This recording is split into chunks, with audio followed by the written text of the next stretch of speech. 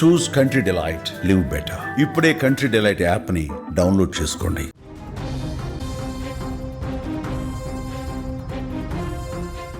రంగారెడ్డి జిల్లాలో చోటు చేసుకున్నటువంటి బస్సు ప్రమాదం ఇప్పుడు తీవ్ర విషాదాన్ని మిగిల్చింది. 2 తెలుగు రాష్ట్రాలలో కూడా ఈ యొక్క ఘటన ఆందోళన కలిగిస్తుంది.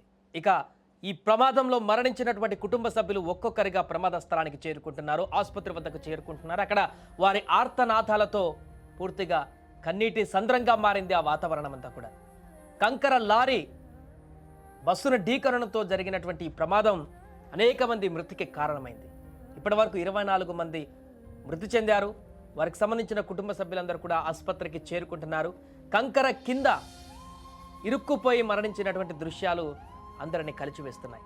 ఈ సందర్భంగా అక్కడికి వచ్చినటువంటి కుటుంబ సభ్యులు కూడా తమ వారు ఎక్కడ ఉన్నారంటూ కూడా వెతుక్కుంటూ తమ వారు చనిపోయారనేటువంటి విషయాన్ని జీర్ణించుకోలేక అక్కడ ఆవేదన పెడుతున్నటువంటి, పూర్తిగా భావోద్వేగంతో కూడుకున్నటువంటి పరిణామాలు అక్కడ ఉన్నటువంటి వారందరిని కూడా కలిచివేస్తున్నాయి. కొంతమంది తల్లిని పోగొట్టుకున్న వారు ఉన్నారు, చెల్లిని పోగొట్టుకున్న వారు ఉన్నారు, పిల్లల్ని పోగొట్టుకున్న వారు ఉన్నారు. ఇలా ఒక్కొక్కరిది ఒక్కొక్క కథ అన్నట్టుగా అక్కడికి వచ్చినటువంటి బంధువుల ఆర్తనాదాలు, కుటుంబ సభ్యుల ఆర్తనాదాలతో ఆ ప్రాంతం అంతా కూడా కన్నీటి సంద్రంగా మారింది. ప్రస్తుతము ఒక మహిళ అక్కడ రోధిస్తున్నటువంటి తీరు అక్కడ ఉన్నటువంటి స్థానికులను కానీ ఆసుపత్రి ప్రాంగణంలో ఉన్నటువంటి వారందరినీ కూడా ఆవేదనకు గురిచేస్తుంది. నా చెల్లి ఎక్కడ అంటూ ఆమె రోధిస్తున్నటువంటి తీరు వారందరినీ కూడా హృదయం చలించేటువంటి విధంగా చేస్తుంది. పూర్తిగా అక్కడి వాతావరణాన్ని ఒక కన్నీటి ప్రళయంగా మార్చేసింది. ప్రమాదం జరిగినటువంటి మీర్జాగూడ వద్ద దృశ్యాలు హృదయ విధారకరంగా మారాయి. తమ ఆప్తుల కోసం వచ్చిన బంధువులు, స్నేహితులు శిథిలాల వద్ద రక్తపు మడుగులో పడి ఉన్న తమ వారిని చూసి చేస్తున్నటువంటి ఆర్తనాదాలు అక్కడ మిన్నంటుతున్నాయి. మృతుల్లో 10 నెలల పసికందుతో పాటు ఆమె తల్లి కూడా ఉన్నారు. తన చిన్నారిని కోల్పోయిన ఆ తండ్రి రోదన అక్కడున్న ప్రతి ఒక్కరి హృదయాన్ని కూడా కలిచివేస్తుంది. తమ పెద్ద దిక్కును కోల్పోయిన యువకులు చేతులెత్తి పగిలిన అద్దాల ముందు కూర్చొని కన్నీరు మున్నీరుగా విలపిస్తున్నారు.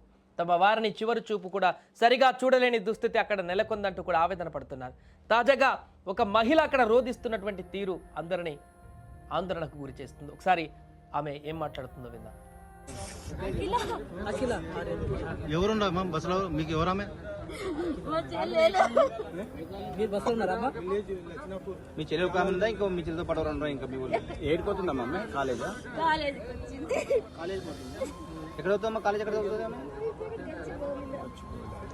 డైలీ అవుతుందమ్మా? లేదు, మొన్న సాయంత్రం వచ్చింది.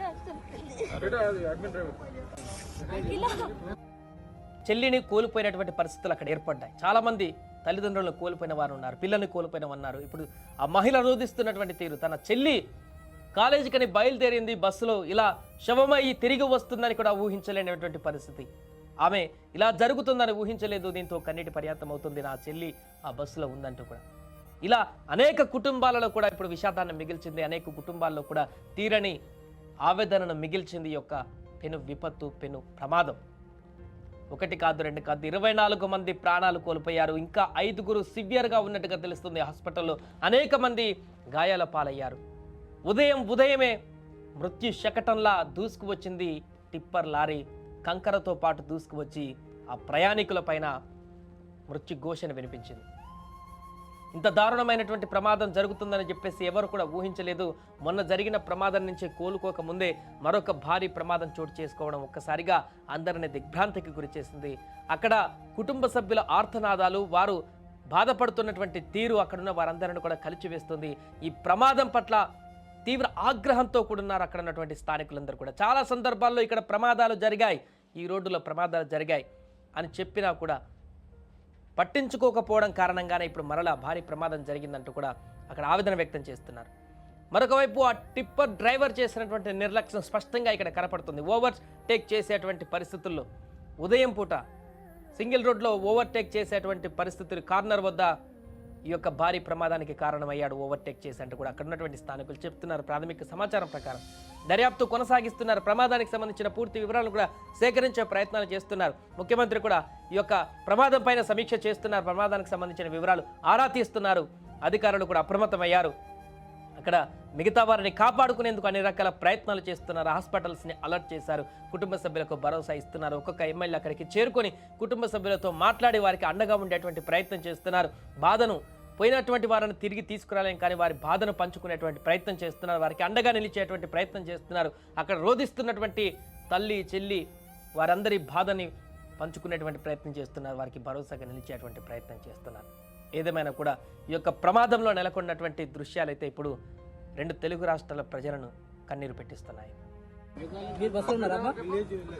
మీ చెల్లి ఒక ఆమె ఉందా, ఇంకో మీ చెల్లితో పాటు రెండు ఇంకా మీ ఊళ్ళో ఏడుకోతుందమ్మా అమ్మాయి కాలేజా? కాలేజీకి వచ్చింది. ఎక్కడ అవుతుందమ్మా కాలేజ్? ఎక్కడ అవుతుంది అమ్మాయి? డైలీ అవుతుందమ్మా?